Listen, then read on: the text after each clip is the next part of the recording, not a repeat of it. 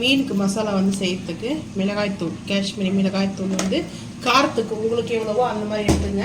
நான் மீன் வறுவலுக்கு கூட நம்ம பிரியாணி மசாலா வந்து யூஸ் பண்ணுவேன். அதுவும் வந்து பார்த்தீங்கன்னா 1 டீஸ்பூன், சின்ன டீஸ்பூனில். ஏன்னா 1/2 கிலோ தான் வந்து மீனை வந்து வாங்கிட்டு வந்தேன். பெப்பர் வந்து பார்த்தீங்கன்னா இப்போவே நான் சேர்த்துக்கிறேன், மேலாம் வந்து இல்லை, லைட்டாக வந்து பெப்பர் சேர்த்துக்கலாம். அது உங்களுக்கு எவ்வளோ வேணுமோ காரத்துக்கு அந்தளவுக்கு சேர்த்துக்கலாம். அதுக்கப்புறம் இஞ்சி பூண்டு பேஸ்ட்டு நம்ம இப்போ அரைச்சிட்டோம். ஜோயா பிராண்டு தான் அது கரெக்டாக இருக்கும் நம்மளுக்கு. இப்போ இஞ்சி பூண்டு பேஸ்ட் வந்து பார்த்திங்கன்னா நான் வந்து 1 ஸ்பூன் எடுத்துருக்கேன். ஏன்னா அதுதான் மெயின். இஞ்சி பூண்டு பேஸ்ட் வந்து பார்த்திங்கன்னா சூப்பராக இருக்கும் மீனுக்கு வந்துட்டு. இப்போ வந்து சால்ட் வந்து சேர்த்துக்கலாம்.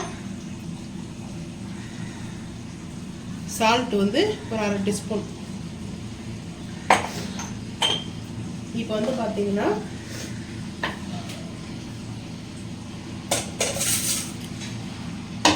மிக்ஸ் பண்ணிக்கலாம்.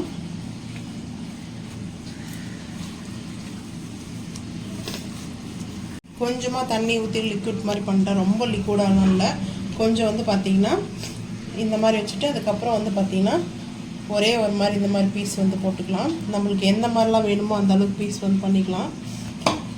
ஒரே ஒரு பீஸ் மட்டும் சைடில், ஏன்னா அந்த மசாலா வந்து அப்போ தான் அந்த சைடில் வந்து கவர் ஆகும். இந்த மாதிரி வந்து பீஸ் போட்டால் தான் நம்மளுக்கு கவர் ஆகும். ஸோ இந்த மாதிரி வந்து போட்டு வச்சுக்கலாம். போட்டு மசாலா எல்லாத்தையுமே அதில் வந்து போட்டு மிக்ஸ் பண்ணிடும்.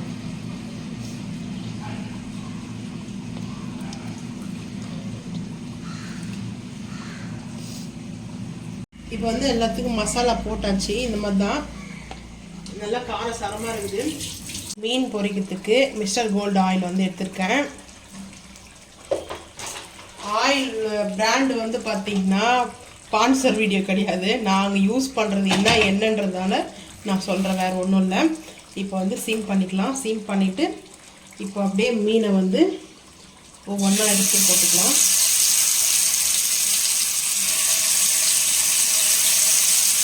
தெறிக்க ஆரம்பிக்கும். இப்போ வந்து மூடி போட்டுடலாம். கொஞ்ச நேரம் ஆகட்டும். அதுக்கப்புறம் மிச்சம் எடுத்து மீனை வந்து சேர்த்துக்கும். இது வந்து பொரிக்க வந்து பார்த்திங்கன்னா எண்ணெய்லாம் தெளிக்குது. கேமராவெலாம் வர எண்ணெய் வெடிச்சு.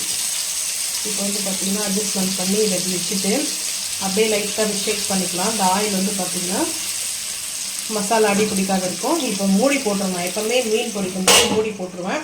நான் சீம் பண்ணிட்டேன் அடுப்பு. ஏன்னா வந்து பார்த்திங்கன்னா மேலெல்லாம் தெளிக்க ஆரம்பிக்குது. இப்போ வந்து பார்த்திங்கன்னா அப்படியே எடுத்துக்கலாம். இது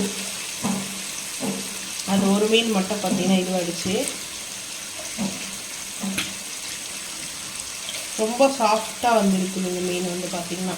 இது ஹேண்டில் ஐஸில் வைக்கிறாங்களா, அதனால ஐஸ் தான் எந்திரிச்சு வாங்கும்போது பார்த்திங்கன்னா ரொம்ப வந்து சாஃப்டாக இருக்குது. ஹேண்டில் பண்ணுறது ரொம்ப வந்து இது பண்ணுவோம். ஃப்ரெஷ்ஷாக வந்து நீங்கள் வந்து இது பண்ணாங்க. நான் இந்த மீன் சாப்பிட்டதில்லை. சரி வந்து பார்த்திங்கன்னா இந்த டைம் வாங்கி சாப்பிட்டு பார்த்துட்டு அடுத்த ஒன்றா ட்ரை பண்ணிக்கலாம் அப்படின்னு சொல்லிட்டு தான். நல்லா இருந்தால் வாங்கலாம், அப்படின்னா இல்லை. நாங்கள் வஞ்சர மீன் தான் சாப்பிடுவோம். எங்கள் அப்பா அது வாங்குவாங்க. அதுக்கப்புறம் போனால் இது வாங்குவாங்க, கெல்த்தி. அது ஃப்ரெஷ்ஷாக வரும் எங்கள் ஊர்லலாம் கெல்த்தி. அது நல்லா மீஸ் இருக்கும், நல்லா பெரிய பெரிய மீஸ் இருக்கும். அது உயிரோடு இருக்குமா. அது வந்து ஒரு பை வச்சுட்டு இருப்பாங்க. அதில் போட்டு டம்மு துணி துவைக்கிற மாதிரி துவைப்பாங்க. அதை பார்க்கும்போது பாவமாக இருக்கும், சாப்பிடும்போது ருசியாக இருக்கும்.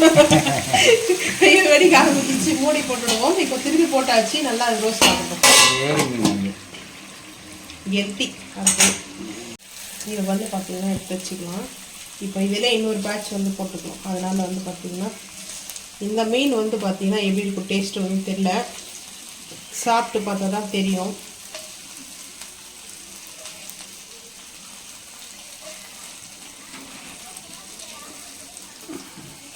இது வந்து ரொம்ப இன்னும் குக் பண்ணால் உடஞ்சி போயிடும் போல் இருக்குது மீன்.